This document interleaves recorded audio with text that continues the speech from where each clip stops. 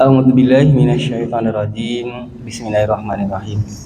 Assalamualaikum warahmatullahi wabarakatuh. Waalaikumsalam warahmatullahi wabarakatuh. Alhamdulillahirabbil alamin. Alladzi anzalal Qur'an hudal linnasi wa bayyinatin minal huda wal furqan. Asyhadu an la ilaha illallah wahdahu la syarikalah wa asyhadu anna Muhammadan abduhu wa rasuluh sallallahu alaihi wasallam la nabiyya ba'da.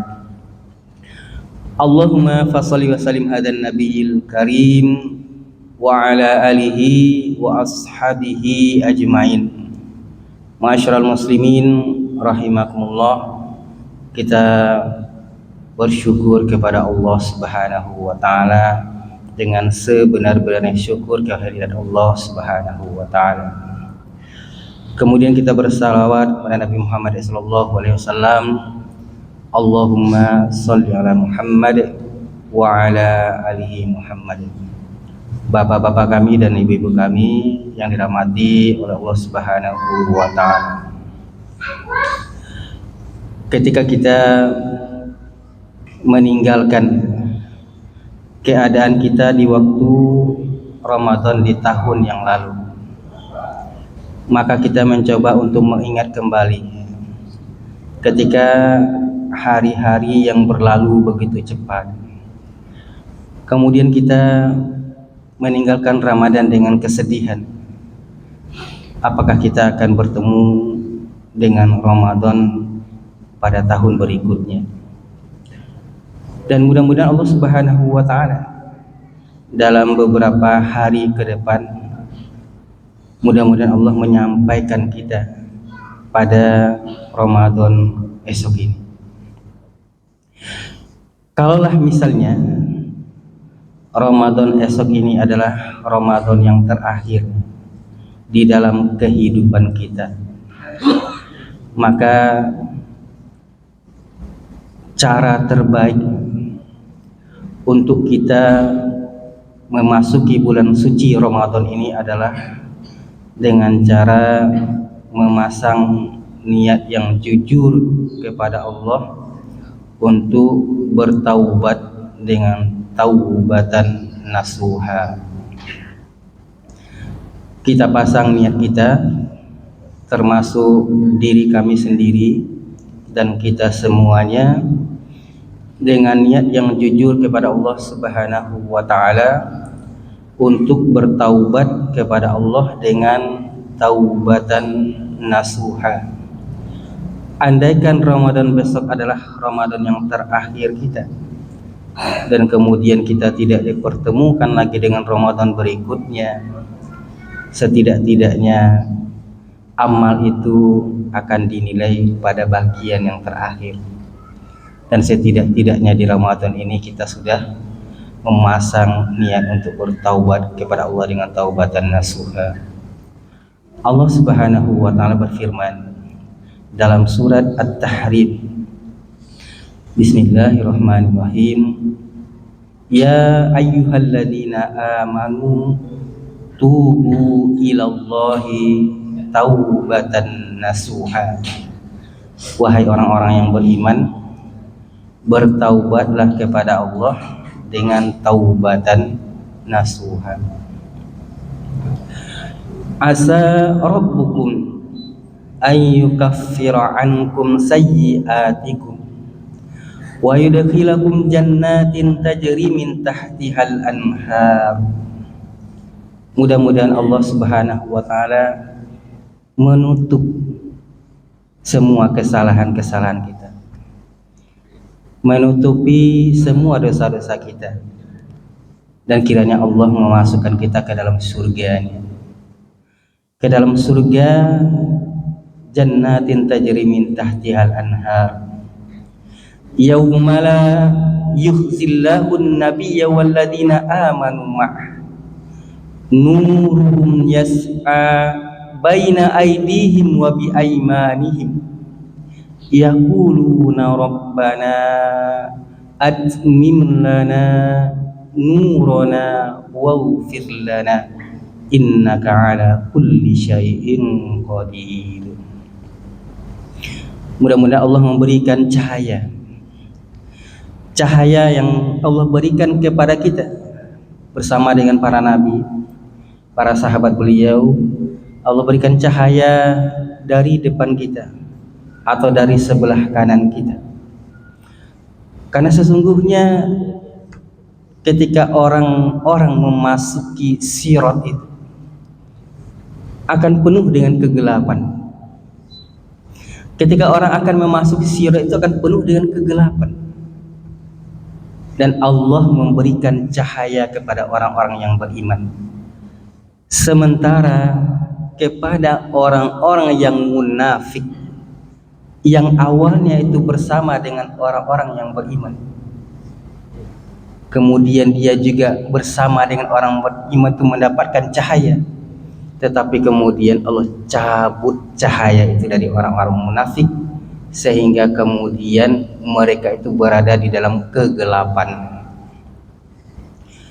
Maka orang-orang itu kan berkata, orang-orang munafik itu kan berkata nanti, tunggulah kami.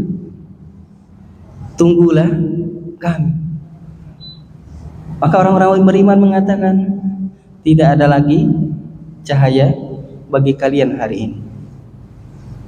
Nah, supaya cahaya itu tetap ada pada diri kita, maka bertaubat dengan taubatan nasuha, supaya jangan ada benih-benih kemunafikan itu di dalam diri kita. Dan mudah-mudahan insya Allah kita memasuki Ramadan ini dengan niat yang jujur untuk bertaubat kepada Allah dengan taubatan nasuha. Amin ya Allah ya Rabbal Alamin. Ini untuk saya juga, Bu, untuk kami juga, karena kadang-kadang Ustadz ini bercerita aja pandai, Pak. Dan kami sebelum menyampaikan ini tadi juga banyak-banyak beristighfar gitu. Masa kita tidak memulai dari diri kita kan? Dan kita mesti, ibu-ibu, bangun malam, mandi, niatkan untuk mandi taubat. Setelah itu mandi taubat itu sama, usahakan sama seperti mandi wajib. Kemudian sholat sunat taubat 2 rakaat setelah itu. Kemudian sholat tahajud witir minimal 1 rakaat. Nah, mulai kita sama-sama akan mulai memasuki bulan suci Ramadan ini dengan niat taubat kepada Allah Subhanahu wa taala. Kita rehat, Bu, ya, dari kajian tentang kisah Nabi Musa. Kita ambil kajian rehat kita tentang satu kalimat yang disampaikan oleh Nabi Yakub. Di dalam surat Yusuf, Nabi Yakub menyampaikan satu kalimat kepada anak-anak beliau dengan kalimat, qala bal sawwalat lakum anfusukum amra fasabrun jamil wallahul musta'anu ala ma tasifun. Surat Yusuf ayat yang ke-18. Silakan ibu-ibu buka Al-Quran. Surat Yusuf ini adalah surat yang paling indah. Surat Yusuf ini adalah surat yang paling indah yang Allah turunkan kepada Nabi Muhammad SAW tentang seorang anak Nabi, mulai dari masa kecilnya yang akan kita sampaikan nanti insya Allah, kemudian masa remajanya yang diperdagangkan menjadi budak, kemudian masa mudanya yang digoda oleh seorang permaisuri kerajaan, dan kemudian dia memilih untuk masuk ke dalam penjara. Dan kita belajar banyak hal di sini. Bahkan kita belajar di sini bagaimana meletakkan keadilan itu sebenarnya, yang adil itu seperti apa gitu. Nabi Yusuf itu bukan karena kesalahan beliau kemudian beliau dimasukkan ke dalam penjara, bukan karena kesalahan beliau. Tetapi ketika kemudian beliau diperintahkan untuk keluar penjara, Beliau tidak mau begitu saja keluar penjara, Pak. Sampaikan dulu kepada seluruh perempuan-perempuan itu yang seolah-olah menuduh dia itu hendak berbuat serong, berbuat selingkuh kepada permaisuri raja. Sampaikan dulu pada semuanya, pada khalayak, bahwasanya dia itu bersih dan tidak bersalah, baru dia mau keluar penjara. Kayak gitu, Pak. Kalau zaman sekarang kan enggak, Pak, ya. Jadi berbuat yang adil tuh kayak gitu. Bersihkan dulu nama dia, baru dia keluar penjara. Nah, kita belajar itu kalau di dalam surat Yusuf, dan juga belajar tentang bagaimana beliau itu menafsirkan dan menakwilkan daripada mimpi, dan belajar bagaimana beliau itu meminta amanah. Jadi amanah itu beliau pinta gitu. Karena beliau profesional di bidang itu. Dan bagaimana kemudian saudaranya yang memasukkannya ke dalam sumur itu kemudian dipertemukan lagi bersama dengan beliau.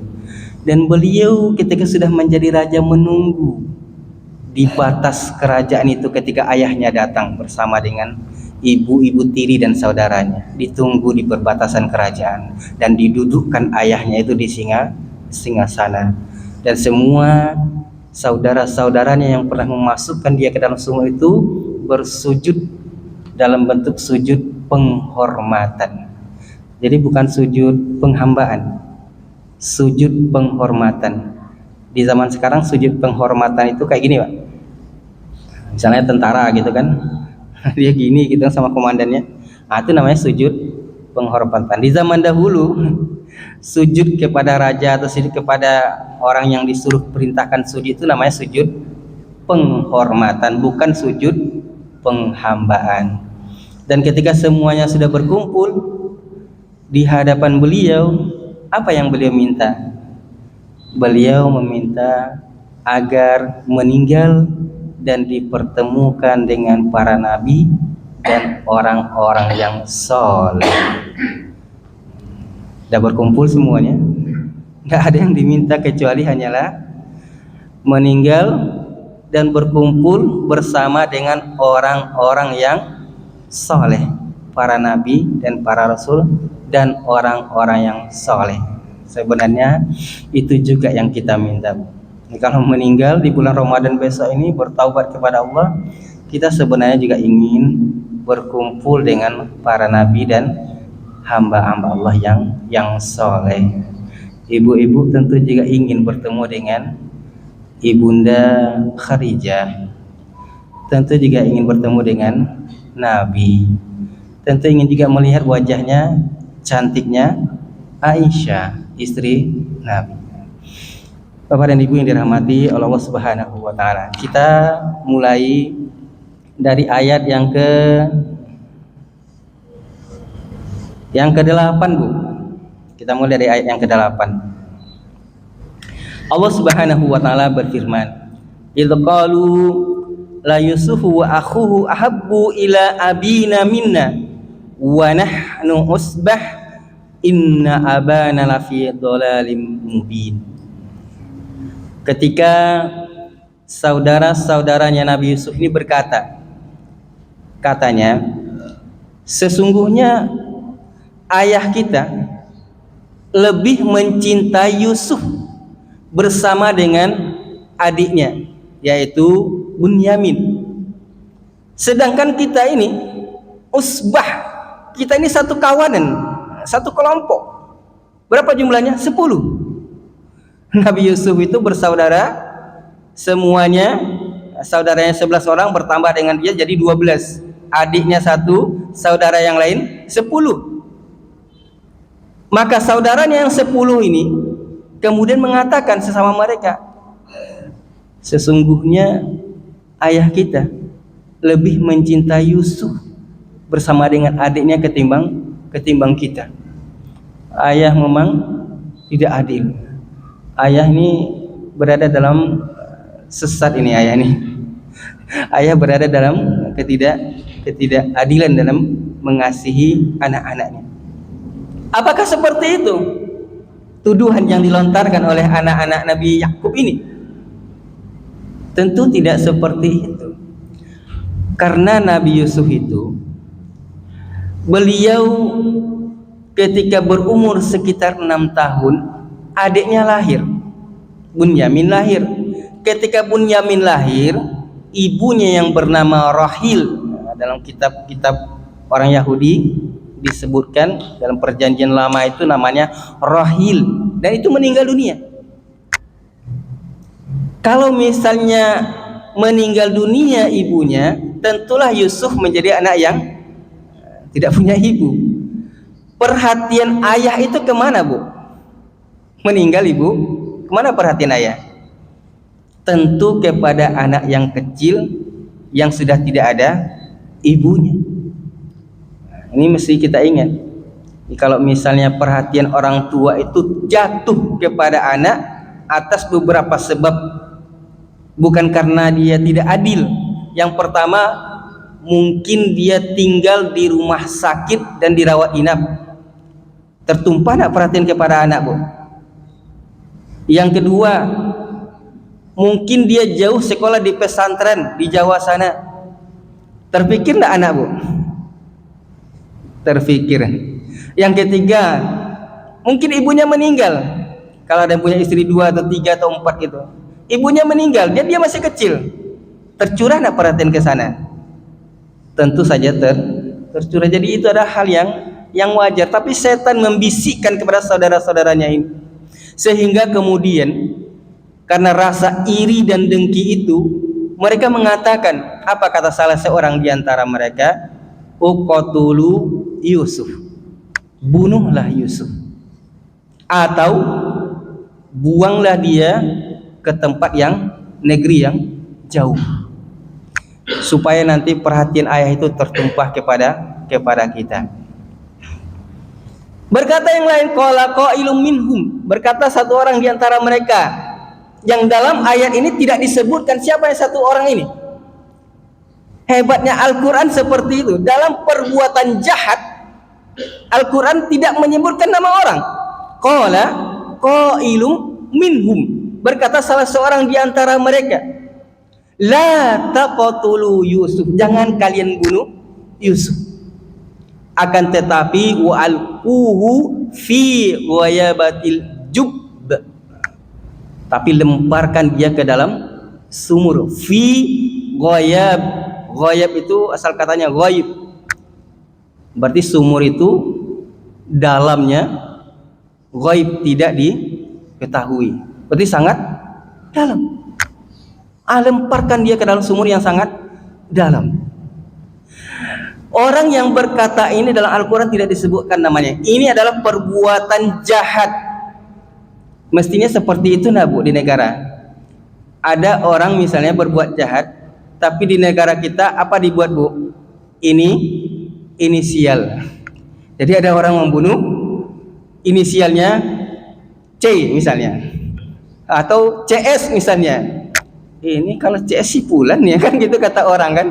Atau ada orang yang mega koruptor di Indonesia misalnya, inisialnya siapa? Inisialnya BA misalnya. Maka orang akan berpikir yang terkenal itu adalah si Fulan. Itu di negara kita ada inisial. Al-Quran tidak ada, Bu. Al-Quran mengajarkan kepada kita perbuatan buruk itu tidak ada disebutkan inisialnya. Kalau disebutkan orang akan bisa, oh tahu juga akhirnya, kan begitu. Jadi ketika salah seorang di antara mereka berkata, masukkan, lemparkan dia ke dalam sumur, maka kemudian setelah itu kalian bertaubat. Ini kalimat ini nanti akan ada hubungan dengan perkataan Nabi Yakub yang kita sampaikan tadi. Qala bal sawwalat lakum anfusukum amra. Apa makna kalimat ini nanti kita terangkan. Jadi setelah kalian bunuh, masuk ke dalam sumur, setelah itu kalian bertaubat. Sama enggak, Pak? Orang misalnya, maaf ya, kita bicara korupsi aja nih, Pak. Orang maling uang negara, misalnya gitu kan. Diambilnya uang 1 miliar. Terus dia bilang, nanti kan kita pergi ke Mekah. Pergi ke Mekah, ke sana, sholat di Mekah itu berapa rakaat? Apa 2 rakaat? Berapa pahalanya? Berapa Pak? Sholat 2 rakaat di depan Ka'bah berapa pahalanya? Kan santai aja dia ngomong gitu Pak. Nanti kita sholat di sana sekian ratus ribu pahalanya. Orang sholat di Indonesia tidak sampai segitu. Itu kayak gitu Pak, saya dengar gitu. Kayak gitu orang berkata. Nah, nanti kan kita pergi ke Mekah. Itu yang disebut dengan bal sawwalat lakum anfusukum amra. Perbuatan buruk yang dipandang menjadi baik. Udah jelas perbuatan itu buruk, tapi dipandang baik. Dan siapa yang kena dengan hal ini? Yang kena ini adalah orang muslim. Orang-orang yang punya iman, adik digoda dengan kalimat seperti ini, ditujukan untuk mereka nih.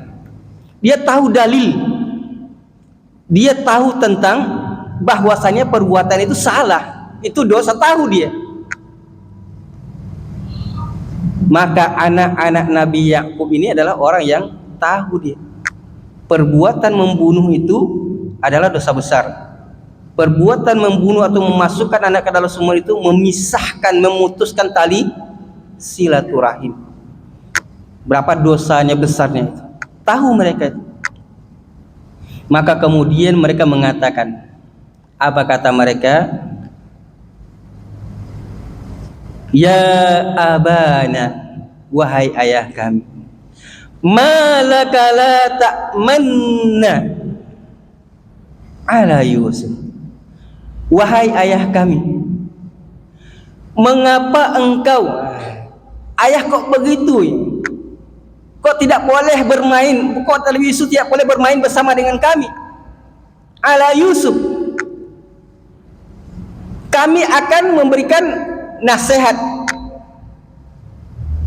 Malaka la ta'manna ala Yusuf wa inna lahu lanasihun. Sungguh kami ingin memberikan kebaikan kepada Nabi Yusuf. Biarkanlah Nabi Yusuf itu pergi bersama dengan kami esok hari untuk yarta wa yal'ab. Yarta wa yal'ab. Yarta itu kalau misalnya kita melihat anak sapi, kemudian dia sedang enak-enaknya makan begitu, dibawa ke tempat rumput yang segar-segar gitu, maka dia akan berlompat-lompat kegirangan untuk makan sebanyak-banyaknya. Yarta itu adalah mengajak pergi bermain untuk memakan buah-buahan yang segar-segar nanti di tempat yang terbuka. Biarkan dia Nabi Yusuf bermain bersama dengan kami. Waya na'ab, untuk bersenang-senang begitu. Kata ayahnya, nanti aku khawatir, aku takut kalau dia nanti dimakan oleh serigala. Lihat Pak kalimatnya Pak.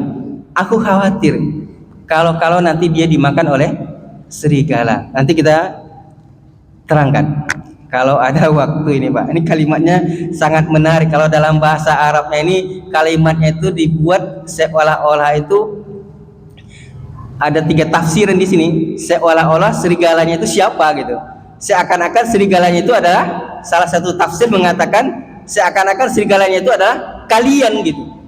Tapi di sini tidak disebutkan seperti itu karena kalimat yang sangat menarik di sini.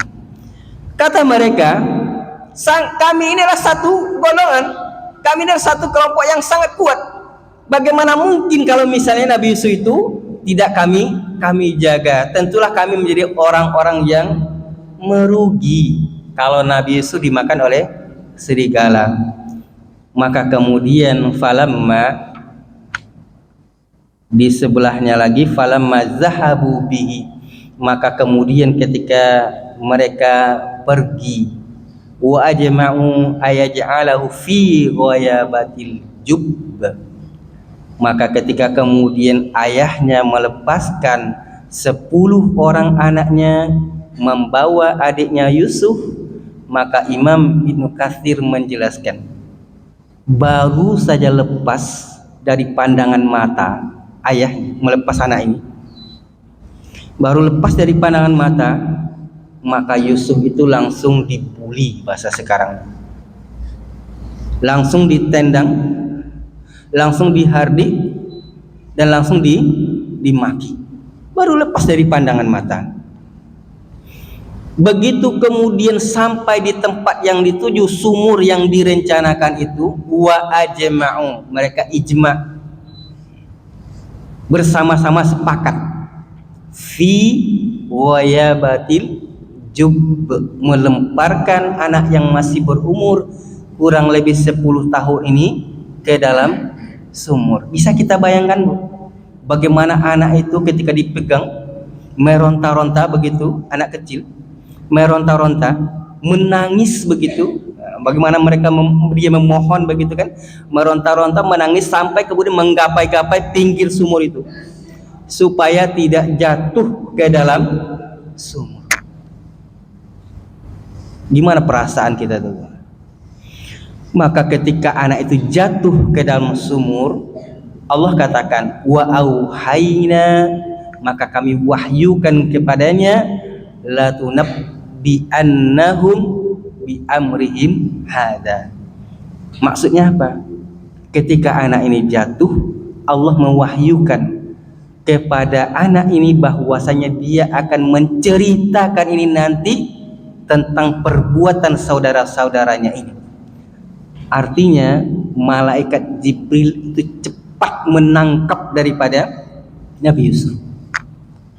Begitu ditangkap, kemudian ditaruh di atas batu yang besar di tengah sumur itu, dan kemudian malaikat Jibril menyampaikan, wa auhayna, kami wahyukan kepada Nabi Yusuf bahwasanya nanti dia akan menceritakan perbuatan abangnya ini kepada mereka nanti.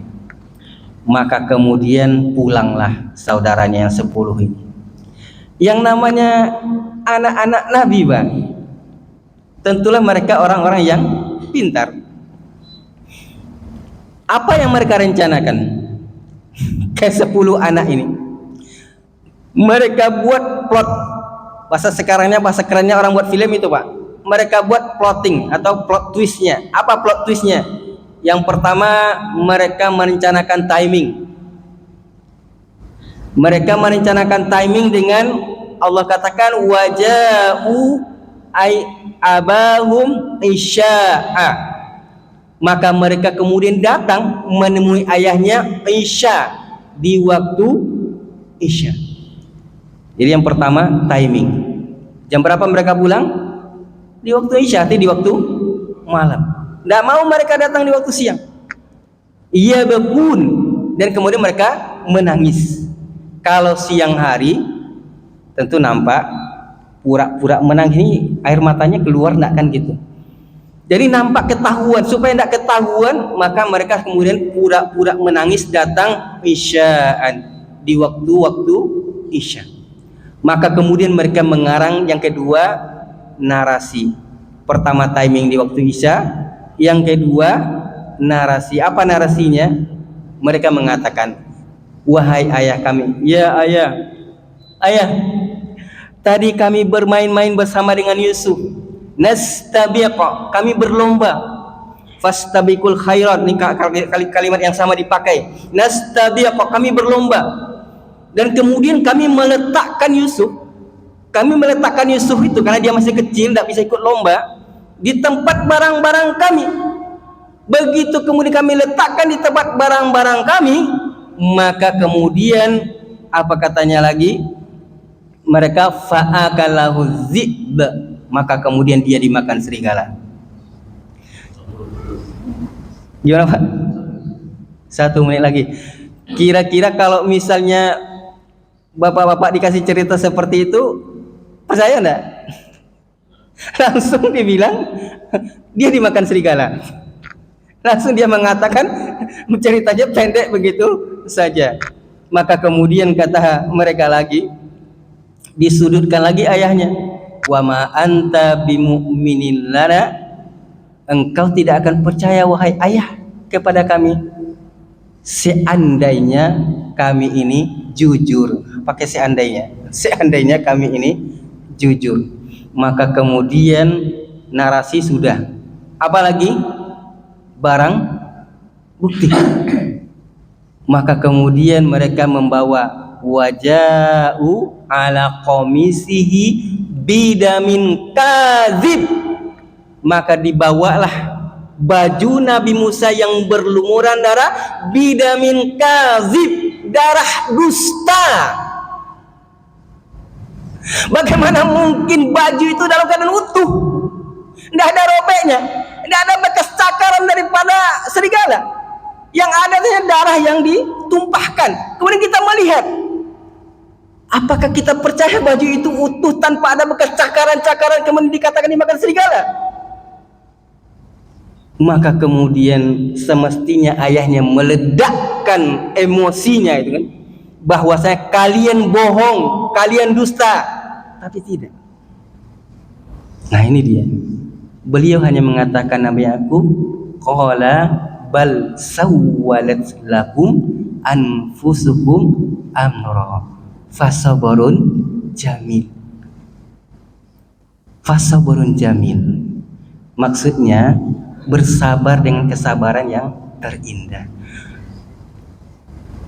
Sebenarnya banyak yang mau kita sampaikan ini Pak, tapi intinya bersabar dengan kesabaran yang terindah ini, apakah kejadian-kejadian ini akan sampai kepada kita? Akan sampai. Apakah kisah-kisah ini akan terjadi kepada kita? Akan terjadi. Dan Allah mengajarkan kepada kita fasabarun jamil. Mungkinkah terjadi kalau misalnya seorang anak membunuh daripada ibunya dengan tusukan berkali-kali ketika bapak dan ibunya bercerai begitu? Sangat mungkin. Mungkinkah seorang anak yang hamil di luar nikah kemudian diusir keluar dari rumah? Dan mungkinkah anak ini kemungkinan akan bertukar akidahnya nanti? Sangat mungkin. Mungkinkah anak-anak yang berdosa besar kemudian menjadi anak-anak remaja yang kita usir keluar dari rumah, kemudian menjadi anak-anak pang yang ada di simpang-simpang jalan itu, bertato begitu, bertindik telinganya, pakai celana robek-robek, pergi ke sana kemari? Sangat mungkin. Apakah kita punya andil ketika kita melaksanakan untuk mengusir mereka dari rumah terhadap dosa-dosa itu? Sangat punya. Oleh karena itu gimana? Maafkanlah mereka. Maafkanlah mereka. Istri, maafkanlah suami. Suami, maafkanlah ibu. Jadi kembali kepada awal tadi, kita bertaubat bersama-sama kepada Allah, kemudian saling memaafkan. Maafkanlah Pak ibunya, maafkanlah anak-anak, maafkanlah Bu suaminya, dan maafkan anak-anak kita. Maafkanlah semuanya. Fasabrun jamil. Jangan sampai anak-anak itu diusir dari rumah. Sabar, sabar kita dengan kesabaran yang terbaik. Mungkin demikian saja karena waktu yang membatasi kita. Silakan Bapak dan Ibu. Kuisnya berapa Pak ya? 5. Kuisnya 5 pertanyaan. Pertanyaan yang pertama untuk Bapak-bapak berapa Pak? 2. Saya ingin Bapak-bapak menyebutkan hanya baris pertama daripada surat yang kita bacakan tadi, dari surat At-Tahrim. Silakan Bapak-bapak. Tentang taubat. Hanya satu baris saja, nggak sampai sepanjang apa satu ayat itu. Silakan angkat tangan. Sangat mudah ayatnya. Silakan. Ya ayyuhalladzina amanu. Ada dapat separuh. Separuh lagi. Hah? Tentang taubat. Ya, silakan. Ya, silakan.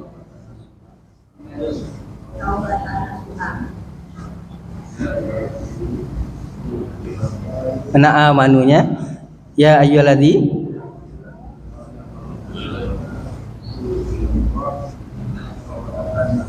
Barakallah, cukup Pak.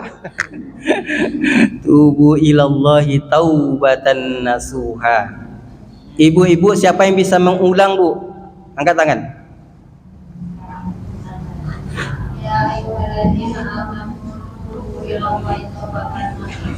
Barakallah. Bapak-bapak, pertanyaan yang kedua. Pertanyaan yang kedua, siapa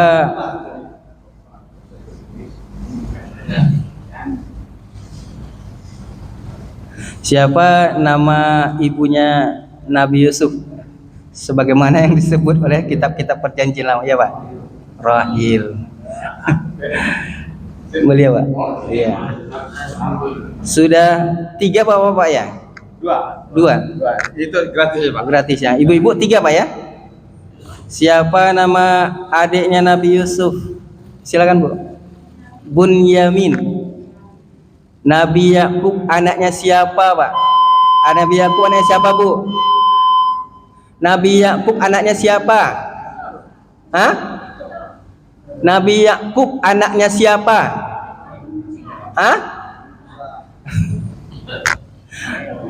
Ibrahim, Ismail, Ishak, Yakub. Siapa nama ayah? Siapa? Nabi Yakub anaknya siapa? Anaknya Nabi Ishak. Siapa tadi yang bisa Bu? Siapa saudaranya Nabi Ishak? Yang Nabi juga. Siapa nama ayahnya Nabi Ishak? Ya, Ibrahim. Ibrahim, Ismail, Ishak, Yakub, Yusuf. Udah habis Bu ya? Habis Bu ya? Habis Pak hadiahnya? Satu lagi. Tadi bentar, saya dua. 2 lagi. Siapa yang belum pernah dapat hadiah Bu? Silakan dibagi Bu. Siapa yang belum pernah dapat hadiah silakan dibagi. Kita tutup dengan hamdalah. Assalamualaikum warahmatullahi wabarakatuh.